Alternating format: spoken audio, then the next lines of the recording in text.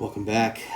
Part 3 of Chapter 7, Theater Traditions, East and West. I'm just going to shut this door ever so quickly.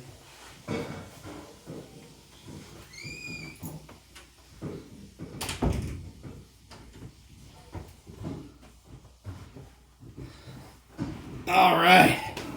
Last little bit of this. Theater in the East. It is misleading to refer to Asian theater as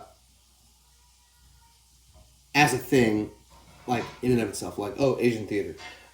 Because theater in Asia is as rich and diverse as theater in the West, if not more so. And that part of the world is the most populous, right? It's the most populated. It comprises dozens of countries, dozens of languages, each with their own rich theatrical traditions, because they're all fundamentally different from each other. However,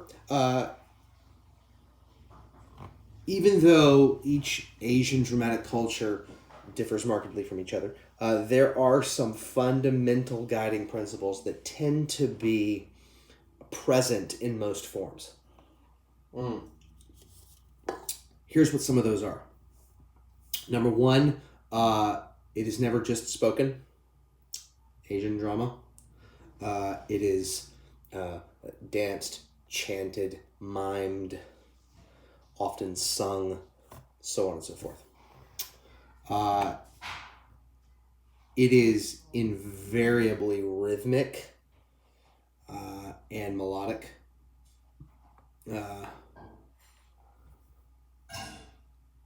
Asian theater, as a general thing, tends to be more visual and sensual than literary or intellectual. It has a very strong emphasis on storytelling and myth from the very beginnings. It is not tightly plotted, though. The value of storytelling is in the way they present the story, not simply what the story is. So the plot usually isn't particularly tight. It rarely leads to escalating climaxes and things like that, like we see in the idea of a Western literary tradition of, an introduction, a rising action, a climax, so on and so forth. It doesn't really work like that. It's also very broadly stylized.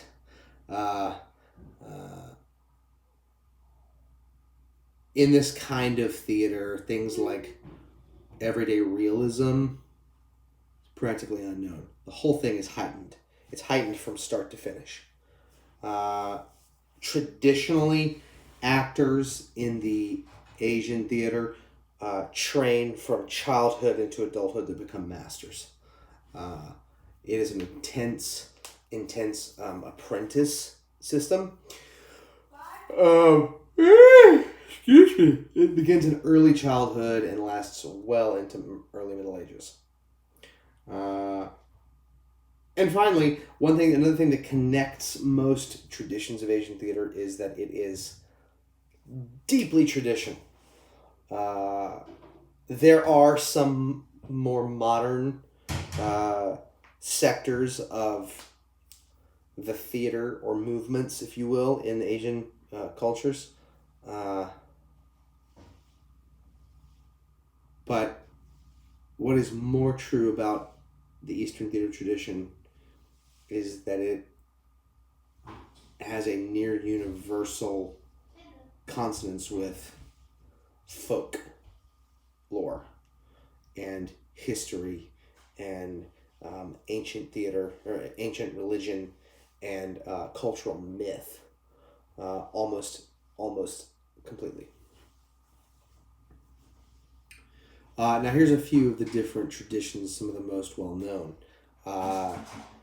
Asian theater probably began in India, where it sort of sprang up in the same Middle Eastern roots as its Western counterparts.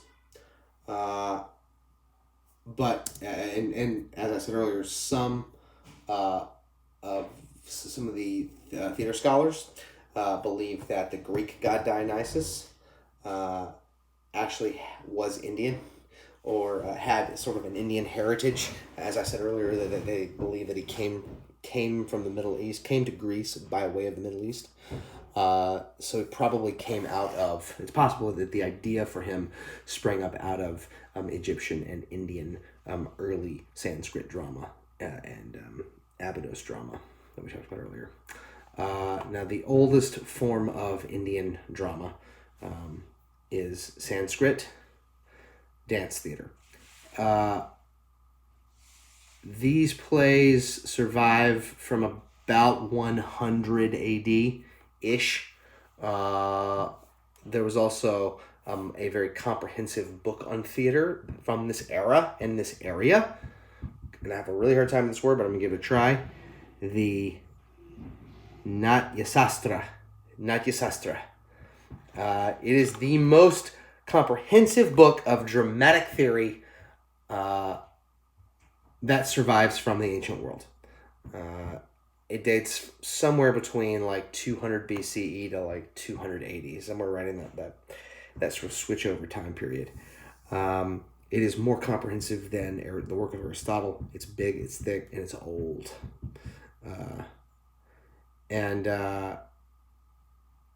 In it, there are detailed analyses of Sanskrit drama texts, the theater buildings, the acting, the staging, the music, etc. We know far more about this than we do about the ancient stuff in the West. At least we have more detailed records from earlier. Obviously, the Greek theater goes back 100 years before this and the Egyptians before that, but this is earlier analyses, sort of more complex and detailed analyses of what was happening in this part of the world at this time. As far as we can tell, Sanskrit theater was performed indoors, which is interesting, in roofed buildings, although I don't know that any of those actually survive. And it was danced and acted with onstage instrumental and percussive elements, and its performers were dance virtuosos. It was a very disciplined and difficult art. It died out around the 10th century with the introduction of a more broadly based Hindu court culture that was fragmented in the wake of Mongol invasions. And when that happened, much like with the Dark Ages, the people just kind of fell back into fractured, pre-existing regional cultures and languages. And so it kind of just died out. Another big form of Indian-based theater that developed around the 17th century was Kathakali. It is the most widely known dance drama form in the world, one of them. It originated in rural villages and stuff, and it's still performed currently in cultural centers and urban centers in India as well as abroad. And its stories pretty much come from the two great Indian myths, the Ramayana and the Mahabharata. And these performances can last for a long time. They often begin at 10 o'clock at night and last well past dawn the following day. Found a typo on my notes. And the audiences are free to come and go as they please. They are free to eat and drink and hang out. They're free to sleep if they want. It's really kind of a fun thing. Oh, there's another typo. My goodness, it's got chock full of typos. I wish I hadn't sent this to you until I had gone through this a little more carefully. Oops, maybe I'll send you another copy of it. In this form of drama, the text is sung by two singers seated at the side of the stage, and the actors, they dance, they pantomime the dramatic action, and so on and so forth. It's highly stylized. It has highly stylized costuming and makeup that convey characterization and attitude, as we've talked about before. No scenery, though. It's just bodies on stage storytelling. I can't pronounce this word. Chinese jiku.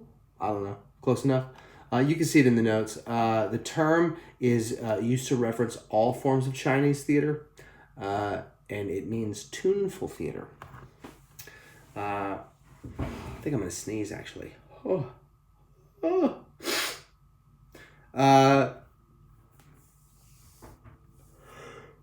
Excuse me. This form of theater is what Chinese opera originated out of. Forms of it existed in the 1st century AD. But the most the biggest kind, the golden age of it, was like in the Song Dynasty, which is around the 10th century AD, just so you know, during the time of Kublai Khan. Chinese opera, and obviously the most famous modern version of this would be the Peking opera, which is still a big thing here today, or the Beijing opera. It offers massive spectacle, dance, glittery costumes, beautiful face painting. Both men and women do it. They have multi-layered gowns, bold primary colors, water sleeves, which are the sleeves that like start here and like go all the way to the floor, you know. So it's really cool as a point. Another really famous form of Asian theater that has survived intact is Japanese No theater. The island of Japan created two great theater forms, as well as a puppet theater form, which is called bunraku. But the other ones are No theater, spelled N-O-H, and kabuki. Each is it's really cool because each of these things has, when it was created, it hasn't changed. And so each one of them is a living museum of ancient theater practice. They are both performed today almost exactly the way they were performed 1,000 years ago or 500 years ago. No theater is Japan's most revered theater. It is really highbrow intellectual, and it is made mostly for the aristocracy, or it was. It is the oldest continually performed drama in the world. It is highly ceremonial, almost always portrays supernatural events and myths. It has never been a theater of mass entertainment. And in fact, first-time patrons today, when they go see it, are like, what? This is weird. Because it doesn't make any sense. The language is medieval. It's elliptical. It's obscure. And it's very mythological. Kabuki, on the other hand, is Japanese theater for popular entertainment. It's always been more spectacular and accessible form of theater in Japan. It is gaudy and exhilarating. It's not ceremonial.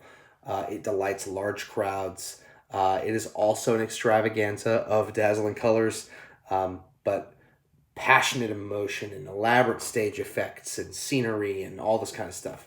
It is an actor's theater. Many of the plays are of unknown authorship and have been augmented over the centuries by actors making additions to the work.